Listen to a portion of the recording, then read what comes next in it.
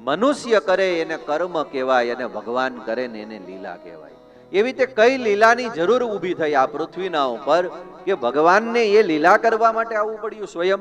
ભગવાને કીધું કે આમના માટે કોઈ ઓપ્શન નહીં ભાઈ, આમના માટે તો હું જ આવીશ.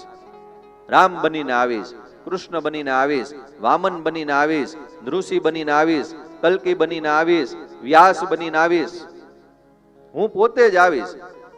અરે ગુરુદેવ, એકાદ વાર આવે ને તો હેમજા, પણ વારે વારે આવવાનું કારણ હું? 24 વાર આવ્યો તમારો ભગવાન. સુતપુરાણી મહારાજ એને ગમી ગઈ છે આ પૃથ્વી, એટલે વારે વારે આવે છે એમના નિજ ધામને છોડીને. શું કારણ છે ગુરુદેવ? અને આવે છે તો શું કરે છે? એક પ્રશ્ન એ કર્યો છે. અને એક પ્રશ્ન એ કર્યો છે કે ભગવાન જ્યારે લીલા સમાપન કરી અને આ પૃથ્વી ઉપરથી પોતાના ધામની અંદર જાય છે તો પછી ધર્મ કોના શરણે જાય છે?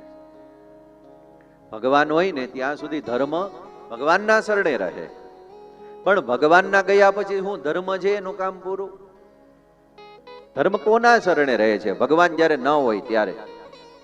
આવા કેટલાક પ્રશ્નો થયા છે પહેલા સ્કંદના પ્રારંભની અંદર, અને સુતપુરાણી મહારાજ હવે નૈમિષારણ્યની અંદર આ પ્રશ્નના ઉત્તર આપવા માટે ભાગવતની કથા કહેવાના છે.